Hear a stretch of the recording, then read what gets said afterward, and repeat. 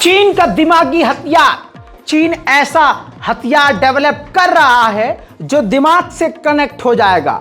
जी हां, दुश्मनों को उस हथियार का इस्तेमाल करके दुश्मन की सेना को सुला देगा। मेरे दोस्तों, ऐसा हथियार जो अब तक हमने हॉलीवुड की फिल्मों में भी नहीं देखा, ऐसा हथियार चीन बना रहा है। दुश्मनों को चुटकी में दिमाग के जरिए हरा सकता है। चीन के सैनिक जो सोचेंगे वो होगा, ऐसा कहा जा रहा है। चाइना का वॉरफेयर, ब्रेन वॉरफेयर, जिससे हड़कंप मच गया है। हालांकि अमेरिका ने पहले ही चेतावनी दी थी कि आने वाला समय बड़ा ही खतरनाक है और आने वाले समय में ब्रेन वॉरफेयर होगा, यानी ऐसे हथियार चाइना बना रहा है। ये पूरी रिपोर्ट मौजूद है जो हथियार दिमाग से कनेक्ट हो जाएंगे। इवन कुछ हथियार ऐसे भी हैं, फॉर एग्जाम्पल चुंबकीय त्वरण भेजने वाला हथियार, जिससे क्या होगा, दुश्मन के इलाके में जो सैनिक होंगे, अगर वहां चुंबकीय त्वरण भेजेगा चाइना, तो दुश्मन देश की सेना सो जाएगी, उनको जबाई आने लगेगी, नींद आने लगेगी और उनकी पलक झपकने लगेगी और वो सो जाएंगे। और जो वो सतर्कता बरतते हैं वो खो देंगे और चाइना जीत हासिल कर लेगा। और ऐसे ही हथियार से बचने के लिए चाइना ने अपने सैनिकों के लिए ऐसा चश्मा डिज़ाइन किया है कि उसको पहन अगर लेंगे तो वो पलक झपकाएंगे भी नहीं, उनको नींद आएगी ही नहीं और वो पूरी तरह से एक्टिव रहेंगे। ऐसे भी हथियार बना रहा है चाइना, जिसको अगर वो पहन लें चीन के सैनिक तो उनको कंट्रोल रूम से किया जा सकता है, उनकी नसों से वो हथियार कनेक्ट हो सकते हैं। सुनने में ये बहुत फिल्मी लग रहा है, लेकिन बात हकीकत है, ये रिपोर्ट आ चुकी है। सलाम, नमस्ते, सत श्री अकाल, मैं हूं रजा और आप देख रहे हैं रजाग्राफी की अंतर्राष्ट्रीय प्राइम टाइम रिपोर्ट, जिस रिपोर्ट के अंदर, वीडियो के अंदर पूरी दुनिया की तमाम ऐसी चुनिंदा खबरें आपको मैं बताता हूं जो आपके लिए ज़रूरी है और आपको कोई ये बताता नहीं। तो दोस्तों, चाइना का ये कदम बड़ा खतरनाक। दूसरा कदम ये कि चाइना परमाणु टेस्ट करने वाला है, ऐसा खतरनाक परमाणु बम जो अमेरिका को पूरी तरह से मिट्टी में मिला सकता है। तो इससे भी टेंशन बढ़ गई है और अमेरिका ने कह दिया है कि टेंशन इससे बढ़ेगी। हालांकि अमेरिका के गरीबान को मैं आपको दिखाऊं तो आपकी स्क्रीन पर ये देखिए, अमेरिका जो है एयरफील्ड बना रहा है। ये रिपोर्ट देखिए, चीन के हमले का डर, अमेरिका फिर तैयार कर रहा हिरोशिमा परमाणु हमला करने वाला एयरबेस। दोस्तों, पूरा प्लान ये है कि जब हिरोशिमा पर परमाणु बम अमेरिका ने दागा था, तो जिस एयरबेस का इस्तेमाल किया था अमेरिका ने परमाणु बम दागने के लिए, उस एयरबेस को और आधुनिक बना रहा है। चीन इलाके में जंग का माहौल बना हुआ है। जापान और साउथ कोरिया के साथ अमेरिका के परमाणु बम चीन के आसपास उड़ रहे हैं।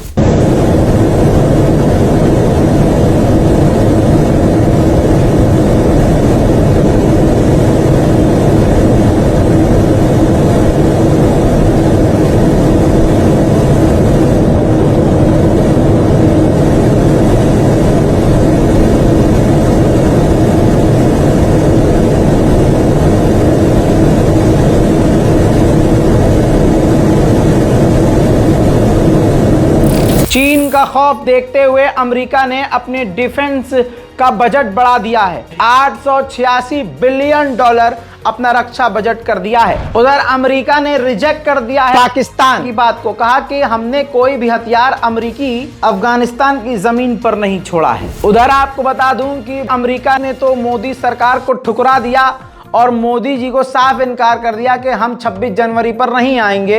लेकिन आपको बता दूं कि इमैनुअल मैक्रोन को मना लिया है और इमैनुअल मैक्रोन, फ्रांस के राष्ट्रपति, 26 जनवरी को भारत के गेस्ट होंगे। वहीं आपको बता दूं, दूसरी तरफ पनौती कौन है मुझे नहीं पता, लेकिन IMF ने रिपोर्ट जारी कर दिया है। भारत के लिए बड़ा झटका है, भारत मोटे कर्जे में जा चुका है। जी हां, कहा जा रहा है कि हर व्यक्ति पर लगभग 1 से 1.5 लाख का कर्जा है, यानी मोदी सरकार ने भारत को डुबा दिया है। दोस्तों, सोच के देखिए, रिपोर्ट आपके सामने है। भारत की IMF ने चेतावनी जारी की है कि देश का कर्ज GDP से ज्यादा होने वाला है।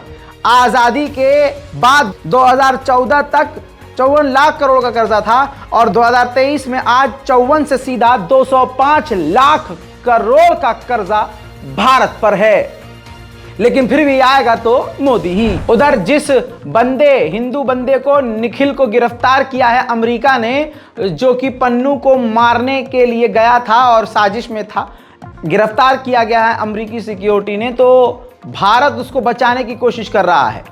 जी हाँ, आपको बता दूं कि मोदी सरकार ने कहा है, विदेश मंत्रालय ने कहा है कि हमारे अमेरिका में राजदूत जो हैं उनसे 3 बार मिल चुके हैं और हम लगातार उनसे संपर्क में हैं, क्योंकि वो भारतीय हैं और उसको हम बचाने की कोशिश करेंगे।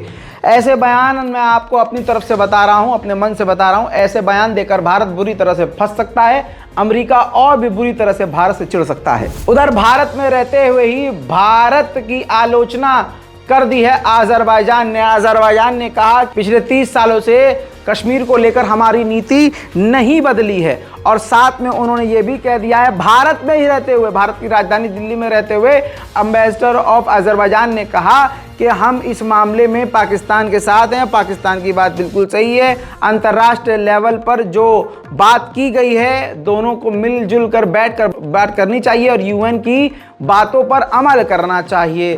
साथ में उन्होंने कहा कि आर्मीनिया को जिस तरह से भारत हथियार दे रहा है ये सरासर गलत है और उस बात को दोबारा से सोच लेना चाहिए। चाइना की बहुत बड़ी मोबाइल कंपनी है वीवो, आप जानते होंगे।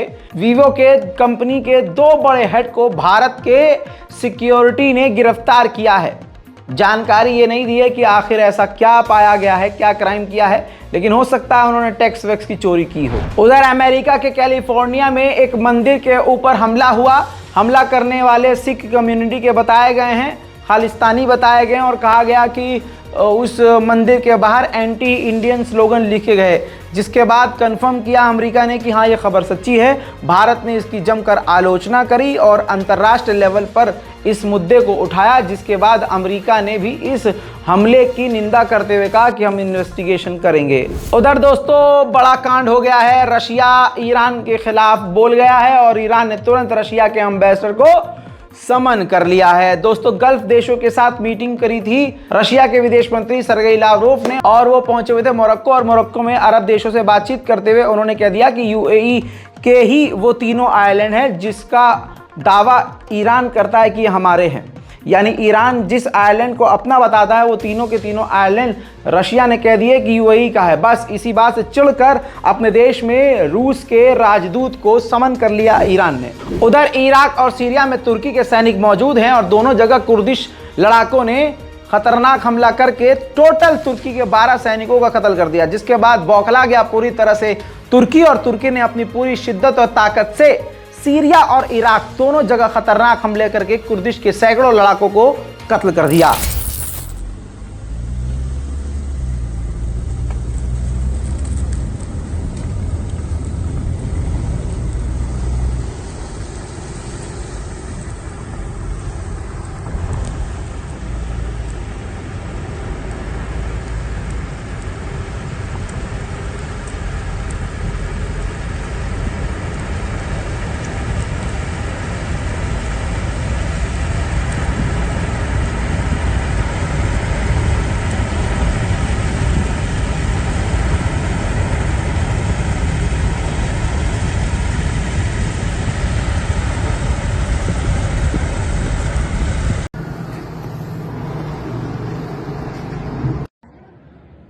هذا المصرف خالص، ضرب المصرف.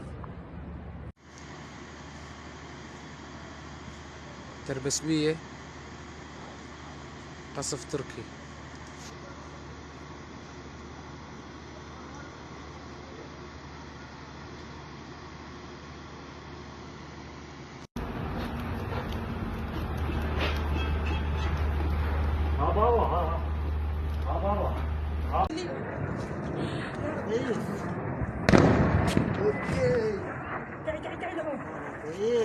रशिया और यूक्रेन की ताज़ा जानकारी में एक बात आपको बता दूं कि नॉर्थ कोरिया पर बड़ा इल्जाम है कि उसने 1000 कंटेनर हथियार भरकर रशिया पहुंचा दिया है। यूक्रेन के सैनिकों ने क्रिएटिविटी दिखाते हुए एक सिविलियन की कार को रॉकेट लॉन्चर बना दिया।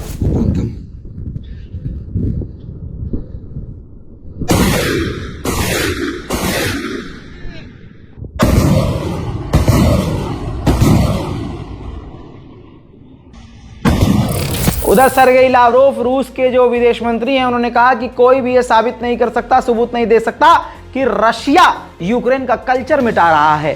Вы знаете, что после начала специальной военной операции коллективный Запад стал наращивать усилия по дальнейшей политизации ЮНЕСКО, по украинизации ее повестки дня, и пресловутые двойные стандарты проявляются регулярно в антироссийских решениях, которые Запад проталкивает, выкручивая руки развивающимся странам по Крыму, Украине, решения, которые просто выходят за пределы мандата ЮНЕСКО. Она в этих сферах не имеет никакой компетенции. Так называемое разрушение украинского культурного наследия, хотя никаких фактов. वहीं रशिया ने कहा है कि हमारे लोगों की, रशियन लोगों की प्रॉपर्टी जो अमेरिका में है, अगर अमेरिका ने उसको जब्त करना शुरू किया तो अमेरिका से बचे कुछ रिश्ते भी पूरी तरह से खत्म कर दिए जाएंगे। उधर यूक्रेन के डिफेंस मिनिस्टर ने डराने वाली बात कर दी है। उन्होंने कहा कि 25 से 60 साल के जो भी यूक्रेन के जवान हैं जो विदेश भाग गए हैं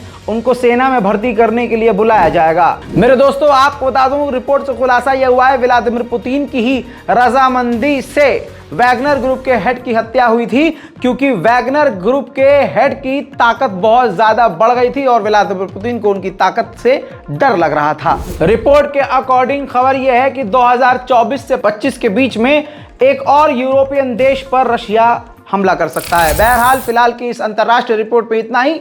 रिपोर्ट को शेयर कीजिए, अपनी राय कमेंट में लिखिए, चैनल को सब्सक्राइब कीजिए। मैं हूं रजा और आप देख रहे थे रजाग्राफी। जय हिंद।